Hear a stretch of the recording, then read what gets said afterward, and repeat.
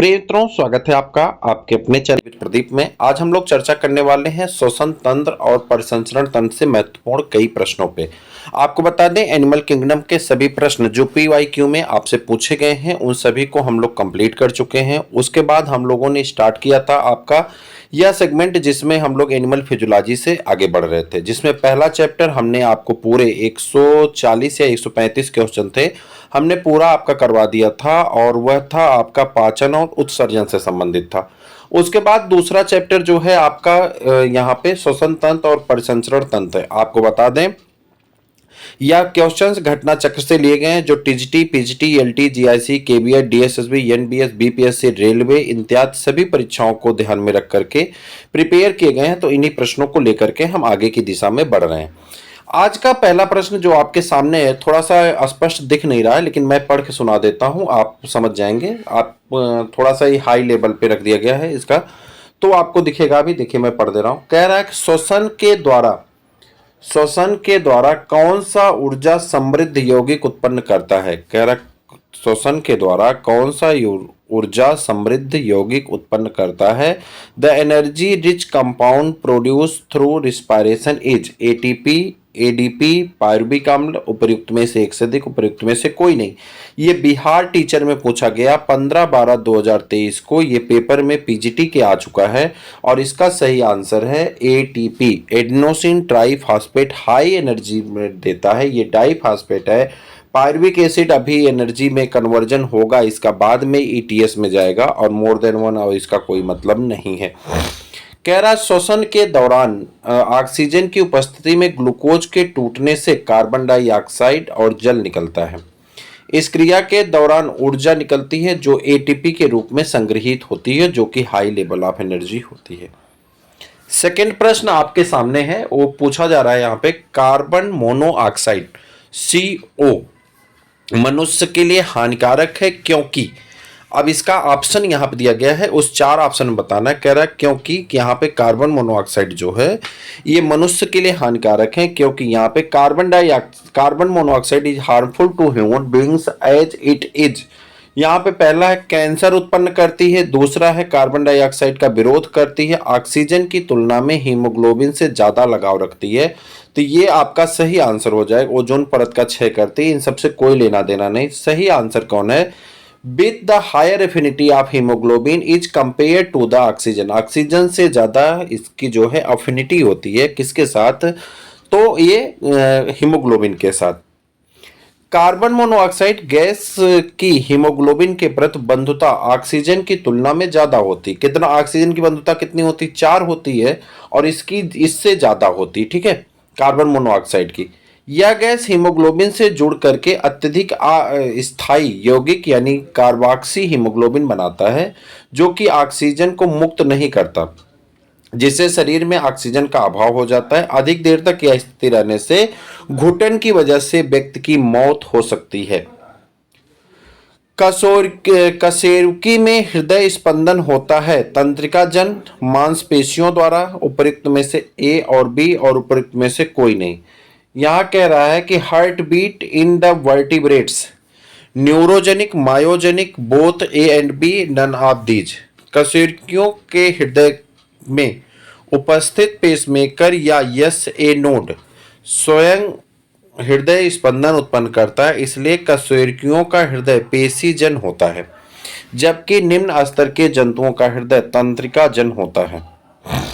व्यक्ति का हृदय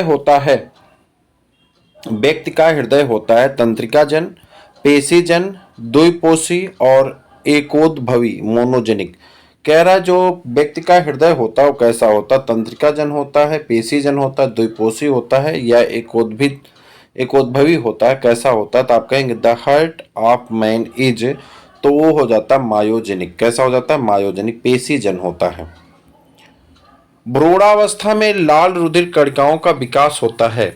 भ्रूणावस्था में लाल रुधिर कणिकाओं का विकास होता है अस्थिमज्जा में, यकृत या वृक्क में, प्लीहा एवं वृक्क में, यकृत एवं प्लीहा में। तो सही आंसर है अस्थिमज्जा में, जो है यकृत और स्प्लीन यानी लीवर और स्प्लीन में, यकृत और वृक्क में। आरंभिक भ्रूणीय अवस्था में आरबीसी का निर्माण एक भ्रूणीय कला या योग से होता है। कह रहा है कि आरंभिक भ्रूणीय अवस्था में आरबीसी का निर्माण एक भ्रूणीय कला योग सेक में होता है, परंतु इसके बाद की भ्रूणीय अवस्था में इनका निर्माण मुख्य रूप से यकृत एवं प्लीहा में होने लगता है। जन्म के बाद इनका निर्माण अस्थिमज्जा में होने लगता है। जन्म के बाद इनका निर्माण किस में होने लगता है? अस्थिमज्जा में होने लगता है। हिस्टामीन का स्रावण होता है। Histamine is released from basophil या न्यूट्रोफिल से, मोनोसाइट तथा मास्ट कोशिका से, बेसोफिल तथा मास्ट कोशिका से, लिम्फोसाइट तथा मास्ट कोशिका से। Histamine is released from basophil and neutrophil, monocyte and mast cell, basophil and mast cell, lymphocyte and mast cell. तो सही आंसर हो जाएगा हिस्टामिन नाइट्रोजन युक्त कार्बनिक पदार्थ होते हैं। हिस्टामिन नाइट्रोजन युक्त कार्बनिक पदार्थ होते हैं। इनका स्रावण बेसोफिल तथा मास्ट कोशिकाओं से होता है। इनका स्रावण बेसोफिल तथा मास्ट कोशिकाओं से होता है। ये प्रायः स्थानीय प्रतिरक्षा प्रक्रियाओं में शामिल होते हैं तथा ऊतकों में प्रदाह प्रक्रिया को बढ़ावा देते हैं। लवण जो रक्त का थक्का जमने के लिए आवश्यक है, वह लवण जो रक्त का थक्का जमाने के लिए आवश्यक होता है, उस लवण का नाम बताना है। Which salt is necessary for the blood clotting? Blood clotting के लिए कौन सा साल्ट जरूरी होता है? तो सही आंसर हो जाता है आपका कैल्शियम। कैल्शियम जो है ब्लड क्लॉटिंग में मदद करता है जब ये थ्रोम्बोकाइनेज बनवाएगा। ठीक है, प्रोथ्रोम्बोकाइनेज कैल्शियम आयन की उपस्थिति में निर्माण करता है, तो उस समय कैल्शियम आयन चाहिए होता है, वही पूछ रहा है। चोट लगने पर वाहिनिकाओं से बाहर आ जाता है। रुधिर कहाँ आ जाता है? जो नसें होती हैं उससे बाहर आ जाता है तथा एक प्रक्रिया द्वारा इनका बहना रुक जाता है, जिसे रुधिर स्कंदन कहते हैं या रक्त का थक्का जमना कहते हैं। इस प्रक्रिया के लिए कुल 13 कारक जिम्मेदार होते हैं। कितने कारक जिम्मेदार होते हैं? 13 कारक जिम्मेदार होते हैं रक्त के थक्का जमने में। इस प्रक्रिया में कैल्शियम आयन प्रोथ्रोम्बिनेज एंजाइम की सहायता के निर्माण के लिए आवश्यक होता है।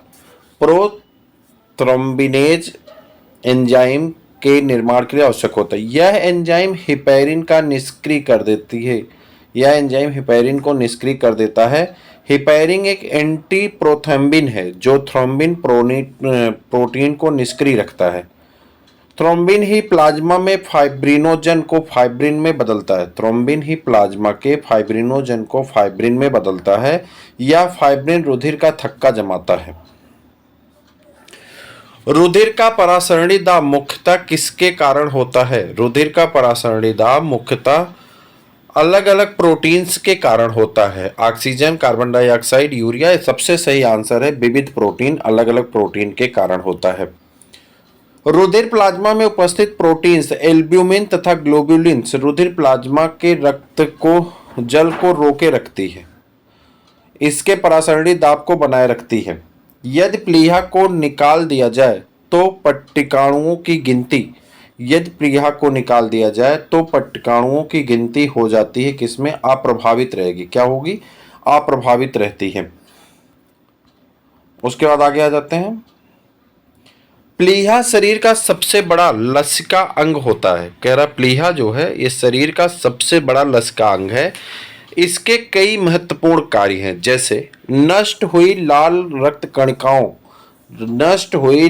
रक्त कणों यानी कणिकाओं का निपटारा करना, आवश्यकता से अधिक आरबीसी का संग्रह करना, श्वेत रक्त कणिकाओं का संग्रह या एंटीबॉडी का निर्माण करना।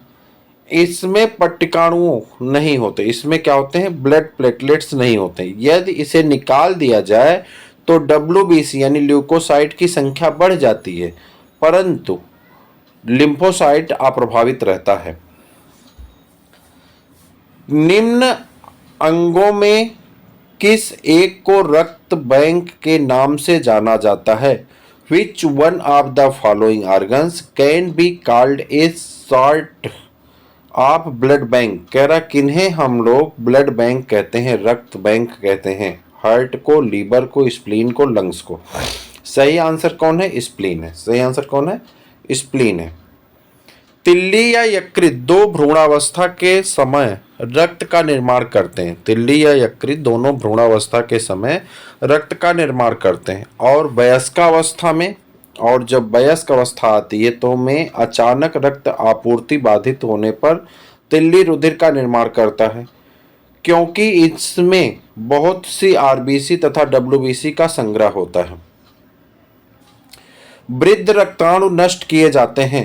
वृद्ध रक्ताणु नष्ट किए जाते हैं प्लीहा एवं यकृत द्वारा। किसके द्वारा? प्लीहा एवं यकृत के द्वारा नष्ट किए जाते हैं। स्प्लीन एंड लीवर के द्वारा नष्ट किए जाते हैं। ध्यातव्य है कि मानव की लाल रक्त कणिका का जीवन काल लगभग 120 दिन का होता है। कितने दिन का होता है? 120 दिन का होता है। पुरानी लाल रुधिर कणिकाएं स्प्लीन एवं यकृत में विखंडित होती हैं। प्लीहा को लाल रुधिर कणिका का कब्रिस्तान भी कहा जाता है। शरीर का ब्लड बैंक भी प्लीहा को ही कहा जाता है। 1 लीटर रक्त के द्वारा कितनी ऑक्सीजन ऊतकों तक पहुंचाई जाती है? 1 लीटर रक्त के द्वारा ऑक्सीजन कितने ऊतकों को पहुंचाई जाती हैं? ऑक्सीजन ऊतकों तक पहुंचाई जाती हैं। 1 लीटर रक्त के द्वारा कितनी ऑक्सीजन ऊतकों तक पहुंचाई जाती हैं? यह आपको बताना है। 200 मिलीलीटर। कितनी? 200 मिलीलीटर ऑक्सीजन पहुंचाई जाती हैं। सामान्य व्यक्ति में हीमोग्लोबिन की मात्रा लगभग 15 ग्राम प्रति 100 मिलीलीटर रुधिर होती है। सामान्य व्यक्ति में हीमोग्लोबिन की मात्रा लगभग 15 ग्राम प्रति 100 ml रुधिर में होती है। 1 ग्राम हीमोग्लोबिन से लगभग 1.34 मिलीलीटर ऑक्सीजन जुड़ता है।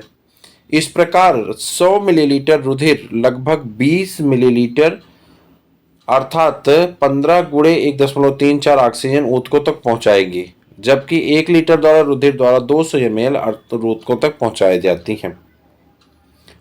रक्त में 1 ग्राम हीमोग्लोबिन द्वारा कितनी ऑक्सीजन का संवहन होता है? रक्त में 1 ग्राम हीमोग्लोबिन द्वारा 1 ग्राम ऑक्सीजन द्वारा रक्त में 1 ग्राम हीमोग्लोबिन द्वारा कितने ऑक्सीजन का संवहन होता है? How much oxygen is transported by the 1 gram of the haemoglobin in blood.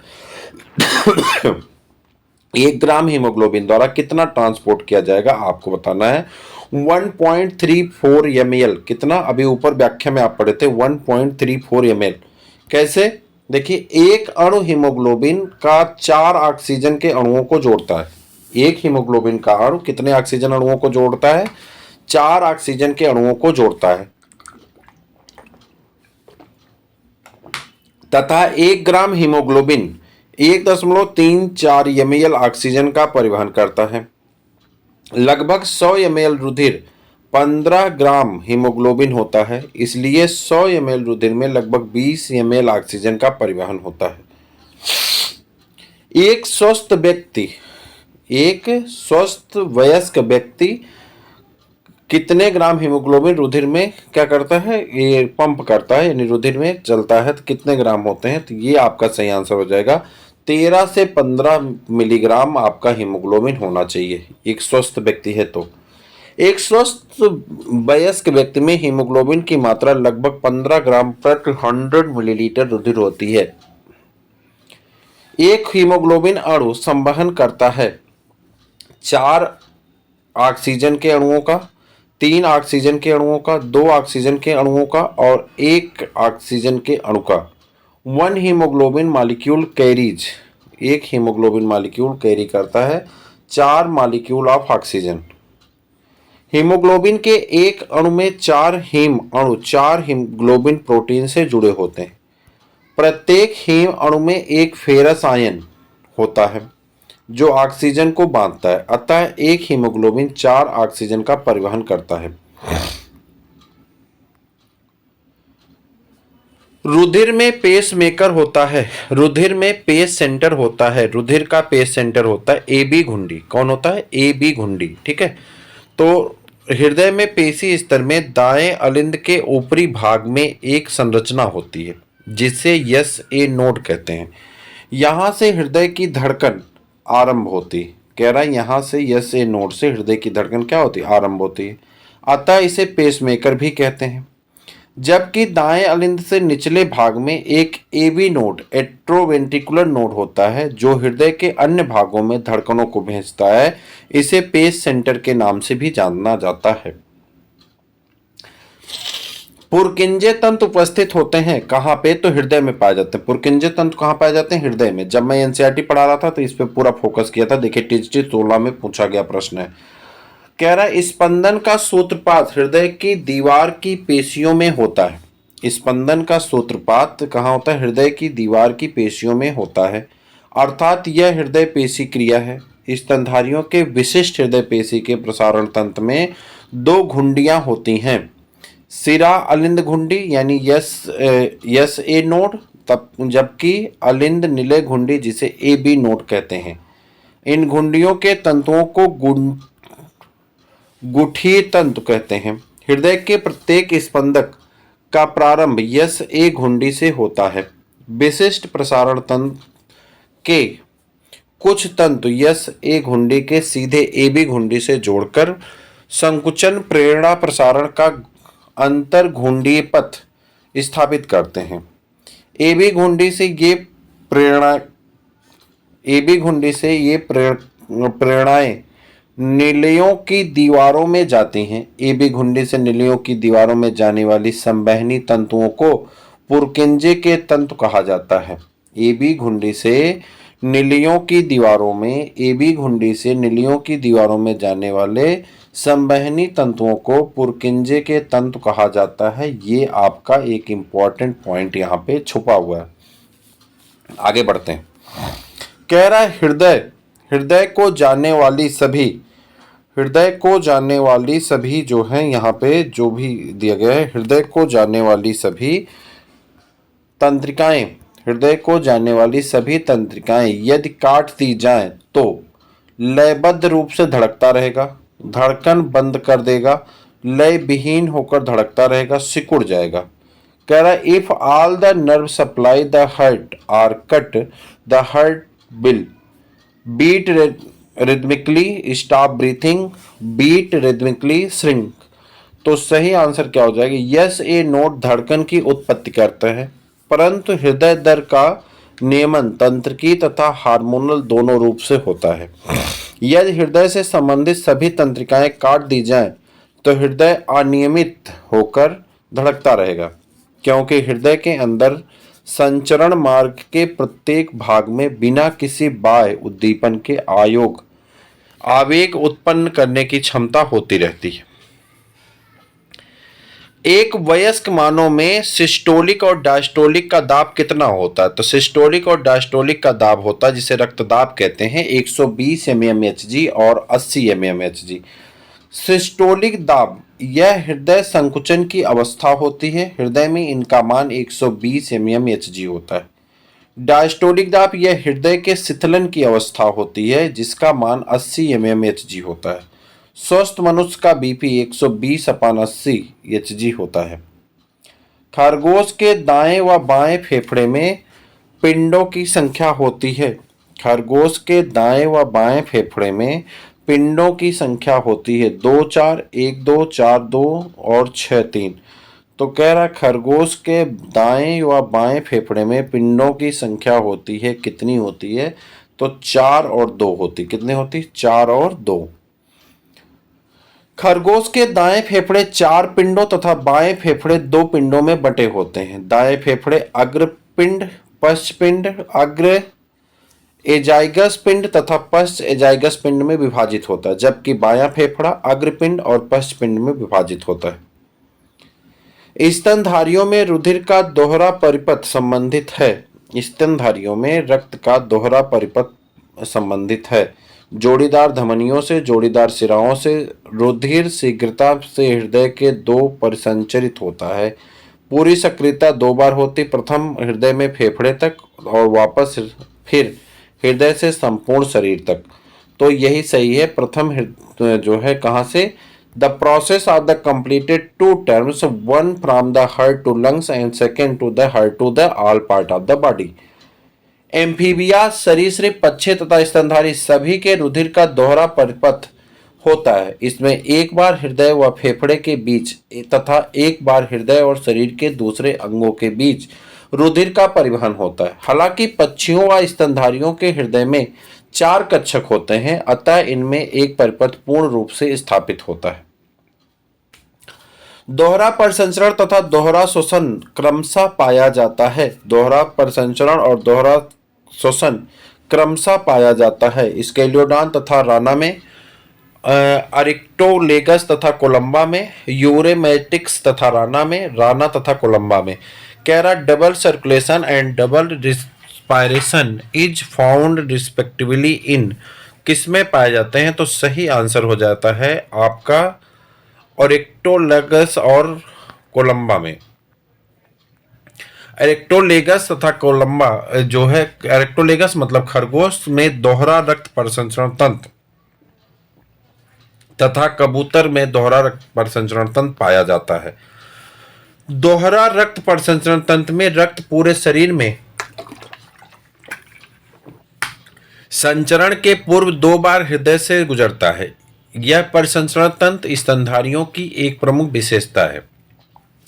दोहरा श्वसन तंत्र में सांस लेने के दौरान वायु 2 बार फेफड़े से होकर गुजरती, जिसमें 2 बार ऑक्सीजन को अवशोषित करने का अवसर प्राप्त होता है। पक्षियों में यह तंत्र पाया जाता है, जिससे इन्हें उड़ान के दौरान अधिक मात्रा में ऊर्जा उत्पन्न करने की सहायता मिलती है। कौन सी धमनी खरगोश के मस्तिष्क को ऑक्सीकृत रक्त की आपूर्ति करती? कौन सी धमनी खरगोश के मस्तिष्क को ऑक्सीकृत रक्त की आपूर्ति करती है? Which artery supply oxygenated blood to rabbit's brain? Rabbit के ब्रेन में कौन जो है भेजता है ऑक्सीकृत रक्त को? यहाँ पे पल्मोनरी आर्टरी हो नहीं सकता, external carotid, internal carotid, more than one, कौन सा सही है? तो आपका इंटरनल कैरोटिड कौन है? इंटरनल कैरोटिड जो है ये भेजती है। गर्दन क्षेत्र में कैरोटिड धमनी 2 शाखाओं में विभक्त होती है, आंतरिक कैरोटिड धमनी तथा बाहरी कैरोटिड धमनी। यानी इंटरनल कैरोटिड धमनी मस्तिष्क को ऑक्सीजन युक्त रक्त की आपूर्ति करती है, जबकि बाहरी कैरोटिड धमनी गर्दन और चेहरे के क्षेत्र में ऑक्सीजन युक्त रक्त को आपूर्ति करती है। फुफ्फुसी धमनियां हृदय में फेफड़े तक ऑक्सीजन रहित रक्त को आपूर्ति करती हैं। यकृत की भच्छी यानी फैगोसाइटिक कोशिकाएं कौन सी? यकृत की भच्छी या फैगोसाइटिक कोशिकाएं कौन सी हैं आपको बताना है। तो ये होती हैं कुपर कोशिकाएं। कौन सी? कुपर कोशिकाएं, कुपर सेल जो होती हैं ये भच्छी और कैसी होती हैं? फैगोसाइटिक सेल होती हैं। यकृत के हिपैटिक कार्ड के मध्य खाली स्थान होता है, जिसे हिपैटिक साइनोसॉइड कहते हैं। ये एंडोथेलियम कोशिकाओं द्वारा चारों तरफ से घिरा रहता है। इस पर भी कुपर कोशिकाएं पाई जाती हैं। ये फैगोसाइटिक कोशिकाएं होती हैं जो पुरानी आरबीसी तथा अन्य हानिकारक कोशिकाओं का भक्षण करती हैं। कुपर कोशिकाएं होती हैं कुपर सेल्सार। इलियम की अवशोषण कोशिकाएं, यकृत की फैगोसाइटिक कोशिकाएं, लैंगरहैंस की द्वीपिकाएं और सीबेसियस ग्रंथ की स्रावी कोशिकाएं। तो ये सही हो जाता है आपका फैगोसाइटिक सेल ऑफ लीवर। मेजेनकाइमल कोशिकाएं जो संग्रहित होकर रक्त कोश का दीप बनाते हैं वे कहलाती हैं।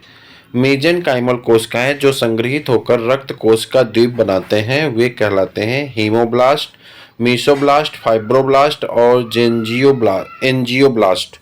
The mesenchymal cells which aggregate to form blood island are called haemoblast, mesoblast, fibroblast और एंजियोब्लास्ट। तो सही आंसर कौन होता है? एंजियोब्लास्ट। मेजेनकाइमल कोशिकाएं जो संग्रहित होकर के रक्त कोश का दीप बनाते हैं वे एंजियोब्लास्ट कहलाते हैं। एंजियोब्लास्ट को बेसोफार्मेटिव कोशिका भी कहा जाता है। हृदय का पेसमेकर है। The pacemakers of heart is Ranvier's node, sino auricular nodes, auriculoventricular node और जो है यहाँ पे ऑल ऑफ दीज। तो सही आंसर हो जाता है साइनो ऑरिकुलर नोड जो है आपका सही आंसर है। ये पेसमेकर आप हृदय का पेसमेकर कहा जाता है। Sino auricular node SA node दाएं अलिंद की भित्ति के उपस्थित रूपांतरित पेशियों की तनी हुई घुंडी यानी नोड समान संरचना है। एसए नोड ही हृदय के स्पंदन को नियंत्रित तथा आरंभ करता है। हालांकि यह प्रमुख रूप से धड़कन आरंभ करता है, इसलिए इसे स्तनियों में नाड़ी केंद्र या गति निर्धारक पेसमेकर कहते हैं। पेसमेकर हृदय में क्या कार्य करता है? पेसमेकर हृदय में क्या कार्य करता है ये आपको बताना। पेसमेकर हृदय में to initiate heartbeat. The role of pacemaker in heart is to initiate heartbeat. Heartbeat को प्रारंभ करता है। स्तनियों में हृदय स्पंदन का नियमन किससे होता है? स्तनियों में हृदय स्पंदन का नियमन किससे होता है? रुधिर में अधिक ऑक्सीजन की उपस्थिति से, हृदय में गति निर्धारक की उपस्थिति से, हृदय में थायरॉक्सिन की उपस्थिति से, रुधिर में कम ऑक्सीजन की उपस्थिति से। तो यहाँ पे आपका सही आंसर हो जाएगा यहाँ पे बी मतलब हृदय में गति निर्धारक की उपस्थिति से। हृदय में गति निर्धारक की उपस्थिति से। रक्त पट्टिकाणुओं का उत्पादन नियंत्रित होता है। रक्त पट्टिकाणुओं का उत्पादन नियंत्रित होता है किससे? थ्रोम्बोपोएटिन के द्वारा। किसके द्वारा? थ्रोम्बोपोएटिन के द्वारा नियंत्रित होता है। रक्त पट्टिकाणुओं थ्रोम्बोसाइट्स का उत्पादन थ्रोम्बोपोएटिन द्वारा नियंत्रित होता है। इनके निर्माण की प्रक्रिया को थ्रोम्बोपाइसिस कहते हैं। इनका जीवन काल लगभग 1 सप्ताह होता है। थ्रोम्बोपोएटिन वृक्क द्वारा स्रावित हार्मोन से जो आरबीसी के निर्माण को उत्प्रेरित करता है। रुधिर में अधिकांश कार्बन डाइऑक्साइड किस रूप में ली जाती हैं? रुधिर में अधिकांश कार्बन डाइऑक्साइड किस रूप में ले जाई जाती हैं? तो वो है बाइकार्बोनेट के रूप में। किस रूप में ले जाई जाती हैं? बाइकार्बोनेट के रूप में। मनुष्य के रुधिर में कार्बन डाइऑक्साइड का अधिकांश परिवहन बाइकार्बोनेट के रूप में होता है। बाइकार्बोनेट के द्वारा लगभग 70% कार्बन डाइऑक्साइड का परिवहन होता है। लगभग 20 से 25% कार्बन डाइऑक्साइड का परिवहन कार्बा अमीनो हीमोग्लोबिन के द्वारा होता है। जबकि केवल 7% कार्बन डाइऑक्साइड प्लाज्मा में घुली अवस्था में परिवहन करती हैं।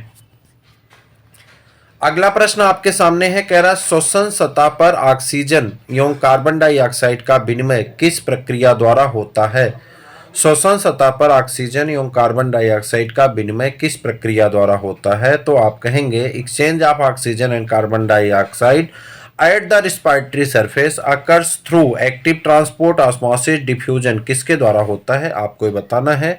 और इसका आंसर आपका हो जाएगा यहाँ पे कि इसका सही आंसर हो जाता है आपका कौन सा? तो यहाँ पे श्वसन सतह पर ऑक्सीजन एवं कार्बन डाइऑक्साइड का विनिमय डिफ्यूजन प्रक्रिया द्वारा होता है। उदाहरण है प्रकाश संश्लेषण की प्रक्रिया में कार्बन डाइऑक्साइड को वातावरण से लेना तथा ऑक्सीजन का निकलना। कौन सा एंजाइम आरबीसी में क्लोराइड शिफ्ट को त्वरित कर देता है? क्लोराइड शिफ्ट के लिए कौन सा एंजाइम आवश्यक होता है ये आपको बताना है। तो ये हो जाता है कार्बोनिक एनहाइड्रेज, यानी फर्स्ट वाला ऑप्शन आपका सही हो जाता है।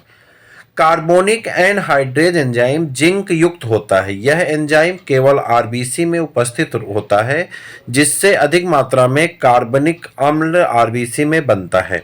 क्लोराइड आयन की अधिक मात्रा होती है। क्लोराइड आयन की अधिक मात्रा होती है। तो क्लोराइड आयन की अधिक मात्रा होती है दोनों सिराओं तथा एक धमनी के मध्य। कार्बन डाइऑक्साइड परिवहन के दौरान ऑक्सीजन रहित रुधिर में क्लोराइड आयन प्लाज्मा से आरबीसी में चले जाते हैं। इस घटना को क्लोराइड शिफ्ट या हैम्बर्गर घटना कहते हैं। इसी के कारण ऑक्सीजन रहित रुधिर युक्त आरबीसी में क्लोराइड की मात्रा धमनी रक्त की आरबीसी से अधिक होती है। सभी सिराओं में तथा एक धमनी अर्थात पल्मोनरी धमनी में ऑक्सीजन रहित रुधिर होता है, अतः यहाँ पर क्लोराइड आयन की मात्रा अधिक होती है। हैम्बर्गर प्रक्रिया को कहा जाता है। हैम्बर्गर प्रक्रिया को कहते हैं क्लोराइड शिफ्ट। क्लोराइड शिफ्ट संबंधित होता है कार्बन डाइऑक्साइड के transport in blood. Chloride shift रक्त में कार्बन डाइऑक्साइड परिवहन से संबंधित है। कार्बन डाइऑक्साइड परिवहन के दौरान ऑक्सीजन रहित रुधिर में क्लोराइड आयन प्लाज्मा में आरबीसी में चले जाते हैं, जिससे प्लाज्मा में बाइकार्बोनेट और आरबीसी में क्लोराइड आयनों का जमाव हो जाता है। इस घटना को क्लोराइड शिफ्ट कहते हैं। इस घटना को क्लोराइड शिफ्ट या हैम्बर्गर घटना कहते हैं। कार्बन डाइऑक्साइड परिवहन की प्रक्रिया में लाल रक्त कणिकाओं एवं प्लाज्मा के बीच में होने वाली परिघटना को कहा जाता है कार्बन डाइऑक्साइड परिवहन की प्रक्रिया में लाल रक्त कणिकाओं एवं प्लाज्मा के बीच होने वाली परिघटना को कहा जाता है प्रचूषण, क्लोराइड शिफ्ट, ऑस्मोसिस। क्या कहा जाता है ये आपको बताना है, तो इसे कहा जाता है क्लोराइड शिफ्ट। सक्रिय शारीरिक कार्य या व्यायाम के समय पेशियों में ग्लूकोज का जारण या ऊर्जा का व्यय बहुत बढ़ जाता है। इससे सांस फूलने लगती है, जिसका कारण क्या होता है?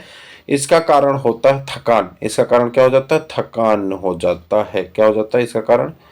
तो इसका कारण हो जाता है, ये देखिए हम लोग गलत पेज पे आ गए।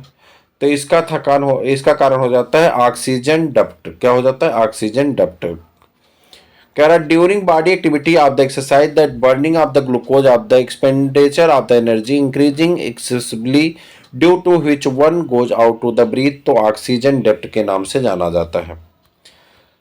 सक्रिय शारीरिक व्यायाम, शारीरिक कार्य या व्यायाम के समय पेशियों में अपनी ऊर्जा निर्माण के लिए पर्याप्त ऑक्सीजन उपलब्ध नहीं हो पाता, अतः ये अनाक्सिक प्रक्रिया द्वारा ऑक्सीकरण शुरू कर देते हैं, जिससे लैक्टिक अम्ल का निर्माण हो जाता है। स्थिति के सामान्य बनाए रखने के लिए जब ये पेशियां लैक्टिक अम्ल में पूर्ण ऑक्सीकरण के लिए अतिरिक्त ऑक्सीजन का उपयोग करती हैं, तो यह स्थिति ऑक्सीजन ऋण यानी ऑक्सीजन डेप्ट के नाम से जानी जाती है। इसके अतिरिक्त ऑक्सीजन की आपूर्ति के लिए गहरी तथा तीव्र श्वासोच्छ्वास होती है। एक एंटीबॉडी में कुल कितनी पॉलीपेप्टाइड श्रृंखलाएं होती हैं? 2, 4, 1, 3। How many total peptides chain are found in the antibody? तो कितने बनती हैं? 4 बनती हैं। कितनी बनती हैं? 4 बनती हैं। एंटीबॉडी जटिल ग्लाइकोप्रोटीन से मिलकर बना होता है, जिसमें 4 पॉलीपेप्टाइड श्रृंखलाएं होती हैं। इनमें से 2 हल्की तथा 2 भारी श्रृंखलाएं आपस में डाइसल्फाइड बंध से जुड़कर वाई आकृति बनाती हैं, जिसे आणविक सूत्र H2L2 से भी दर्शाते हैं। स्तनधारी जंतुओं में पेयर खंड हैं। स्तनधारी जंतुओं में पेयर खंड है लिम्फोइड। स्तनधारी जंतुओं में पाया जाने वाला पेयर खंड एक लसिका अंग है, जो आंत की श्लेष्मा में पाया जाता है। लिम्फी भाग वे भाग होते हैं जहां पर श्वेत रुधिर कणिकाओं का निर्माण तथा प्रचुरोद्भिद होते हैं। वेनस हृदय पाया जाता है सर्प में, मेढक में, मछली में, कबूतर में। तो venous heart is found in, तो उसे कहते हैं फिश। वेनस हृदय किस में पाए जाते हैं? फिश में। द्विकोष्ठीय हृदय को ही वेनस हृदय कहते हैं। एक प्रकार के हृदय में शुद्ध और अशुद्ध रक्त मिश्रित रूप से बहते हैं। द्विकोष्ठीय हृदय मत्स्य समूह के प्राणियों में पाया जाता है।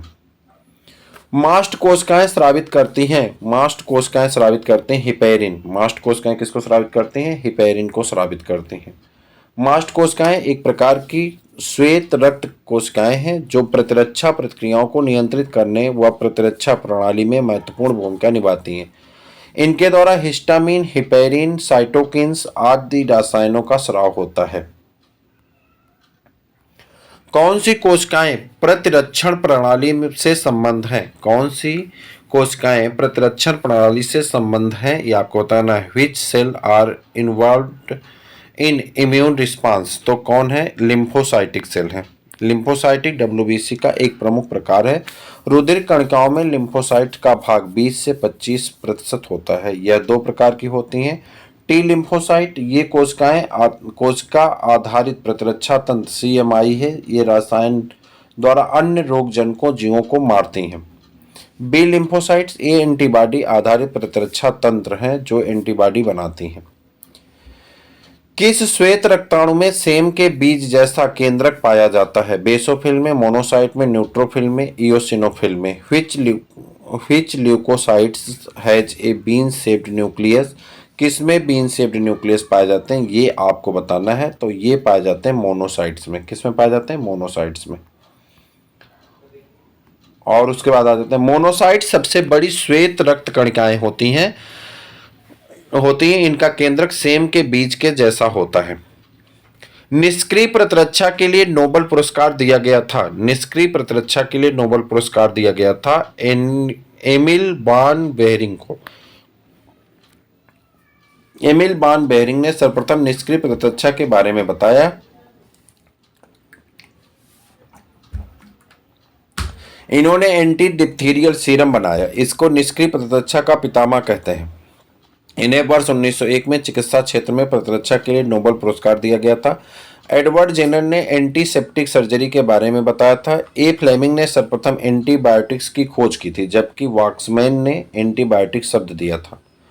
श्वसन की अनियमितता है, श्वसन की अनियमितता है ये जो है डायस्पेनिया में, ठीक, डायस्पेनिया में व्यक्ति में सांस लेने में तकलीफ होती है। डायपार्निया या टिप्निया तेज श्वसन की स्थिति होती है जिससे सांस का अस्थायी रूप से रुक जाना एपनिया कहलाता है। पेटेंट कार्पस उपकरण किस क्रिया के द्वारा निर्धारण के लिए प्रयुक्त होता है? पेटेंट कार्पस उपकरण किस क्रिया के दर निर्धारण के लिए उपयुक्त होता है? आपको ये बताना है। श्वसन के लिए। किसके लिए? श्वसन के लिए। पेटेंट कार्पस उपकरण की सहायता से श्वसन क्रिया में निकलने वाली गैस में आयतन को मापा जाता है। उसके बाद है हेरिंग ब्रूनर्स प्रतिवर्त प्रभावित होता है। हेरिंग ब्रूनर्स प्रतिवर्त प्रभावित होता है तापमान द्वारा, P4 द्वारा, ऑक्सीजन, कार्बन डाइऑक्साइड और वेगस तंत्रिका द्वारा। तो सही आंसर हो जाता है वेगस तंत्रिका द्वारा। फेफड़े में स्थित, इसको अभी हम अगले प्रश्न में करवा देंगे। रक्त प्लाज्मा का पीएच होता है, रक्त प्लाज्मा का पीएच कितना होता है? तो स्लाइटली अल्केलाइन होता है। कैसा होता है? हल्का क्षारीय होता है। कह रहा है कि रक्त प्लाज्मा का जो पीएच होता है हल्का क्षारीय होता है, 7.4 पीएच होता है। प्लाज्मा का वह अवयव जो खून के थक्के का रेशेदार कंकाल बनाता है, तो खून के थक्के का रेशेदार कंकाल बनाता है प्रोथ्रोम्बिन, यानी कि उसे क्या कहते हैं? फाइब्रिनोजन। क्या कहते हैं? फाइब्रिनोजन कहते हैं। प्लाज्मा में एल्बुमिन्स, ग्लोबुलिन्स, प्रोथ्रोम्बिन तथा फाइब्रिनोजन प्रमुख प्रोटीन पाए जाते हैं। फाइब्रिनोजन थ्रोम्बिन नामक एंजाइम की उपस्थिति में खून के थक्के का रेशेदार कंकाल बनाता है, जिसके कारण चोट पर 2 से 8 मिनट में रुधिर का थक्का जम जाता है। और उसके बाद आ जाता है रुधिर में विद्युत तटस्थता बनाए रखी जाती है। तो electroneutrality of blood is maintained by the Hamburger's phenomena. रुधिर में सामान्य पीएच तथा विद्युत तटस्थता बनाए रखने के लिए जितने कार्बोनेट आयन लाल रुधिर कणिकाओं से प्लाज्मा में जाते हैं, उतने ही क्लोराइड आयन लाल रुधिर कणिकाओं से जाकर उसकी पूर्ति करते हैं। इस क्रिया को फलस्वरूप प्लाज्मा में कार्बोनेट तथा लाल रुधिर कणिकाओं में क्लोराइड आयन का जमाव होता है। इस क्रिया को क्लोराइड शिफ्ट या हैम्बर्गर परिघटना कहते हैं। एक स्वस्थ वयस्क मनुष्य में स्ट्रोक आयतन होता है। एक स्वस्थ वयस्क मनुष्य में स्ट्रोक आयतन होता है 50 मिलीलीटर, 40 मिलीलीटर, 72 मिलीलीटर और 70 millilitre. Stroke volume in a healthy adult man is, तो 70 ml। एक स्वस्थ मनुष्य में स्ट्रोक आयतन लगभग 70 मिलीलीटर होता है तथा स्पंदन दर की हृदय स्पंदन की दर 72 बार प्रति मिनट होती है। मिनट में प्रत्येक निलय द्वारा पंप किए गए रुधिर की कुल मात्रा हृदय निर्गत कहलाती है। इसका मान 5040 मिलीलीटर होता है। हृदय निर्गत के दौरान निलियों द्वारा पंप किए गए रुधिर की मात्रा है, हृदय निर्गत के दौरान निलियों द्वारा पंप किए गए रुधिर की मात्रा है 2 litre, 5 litre, 7 litre, 10 litre. What amount of blood is pumped by the ventricles during cardiac output? तो वो होता है आपका 5 लीटर। तो मित्रों ये था आपका फर्स्ट पार्ट इसका, अभी सेकंड पार्ट इसका आना बाकी है। तो सेकंड पार्ट में भी हम लोग लगभग इतने ही प्रश्नों को करने वाले हैं। कुल 107 प्रश्न हैं। उन सभी प्रश्नों को हम लोग एक एक करके सॉल्व करेंगे। लेकिन मुझे उम्मीद है कि वीडियो आपको पसंद आया होगा। अपने मित्रों तक शेयर करिए। फिर मिलते हैं किसी और वीडियो में, तब तक के लिए मिलिए। जय हिंद।